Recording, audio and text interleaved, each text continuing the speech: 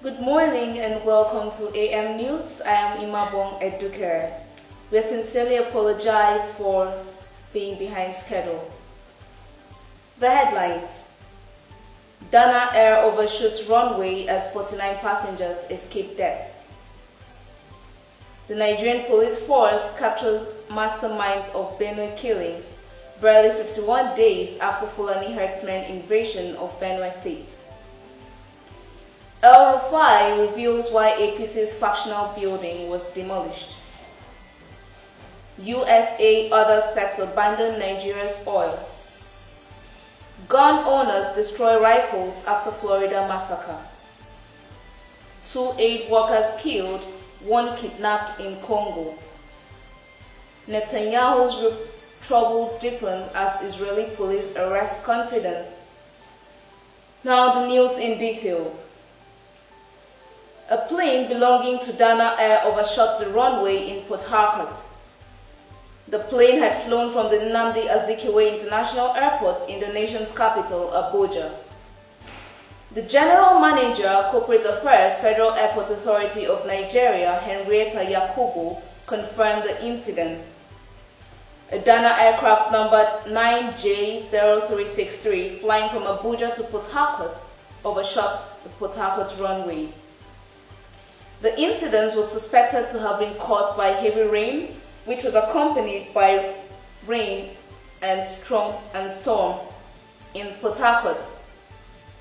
No casualty was recorded as all 49 passengers on board were safely evacuated. The Nigerian police force captures masterminds of Benue killings barely 51 days after Fulani herdsmen invaded Guma and Logo Council areas of Benue State, killing 73 people, mostly men, women and children in the process.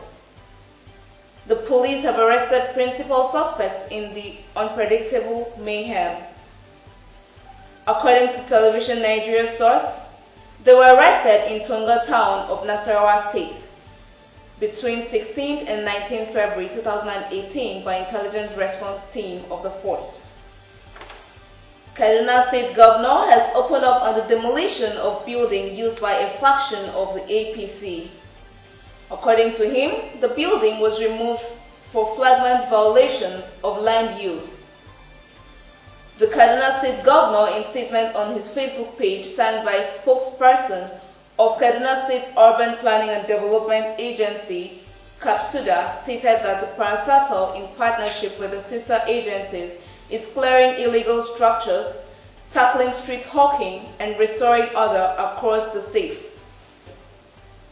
Speaking during the plenary session yesterday, the lawmaker representing Kaduna Central at the Senate, Shehu Sani, while citing Order 43, said that Rufai personally led and supervised the demolition of the APC factional office. There are indications that the United States and other nations will abandon Nigeria's oil soon, which may negatively affect the nation's revenue generation. According to the Energy Information Administration, the U.S. may drastically reduce its imports of crude oil from Nigeria by 2022, going by this projection of becoming a net energy exporter in 4 years. Oil Pipe, in the newly released Annual Energy Outlook for 2018, EIA stated that the transition from net energy importer to net energy exporter will not take place until 2050 in some sensitivity cases.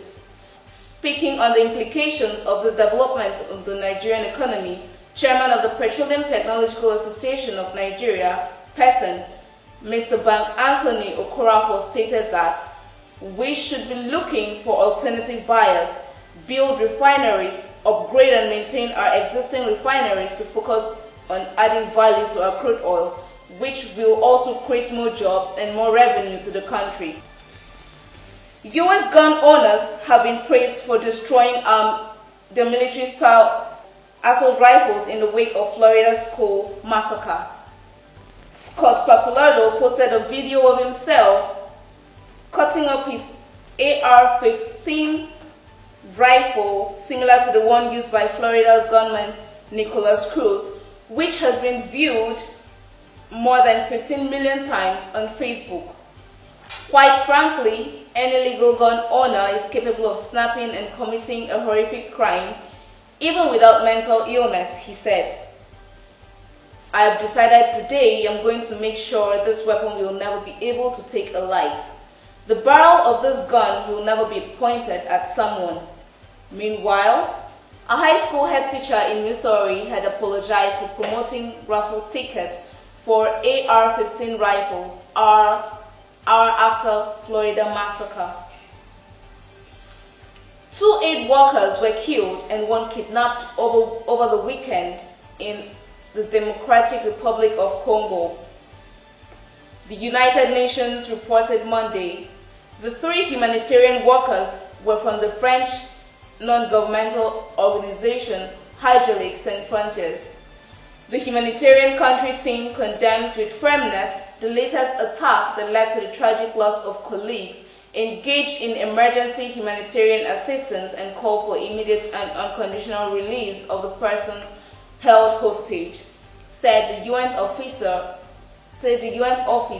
for the Coordination of Humanitarian Affairs, which is known as OCHA.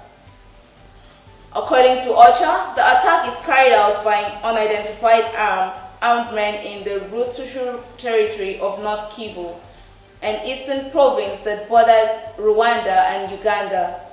Embattled Prime Minister Benjamin Netanyahu troubles deepened as police arrested members of his inner circle in widening graft probe.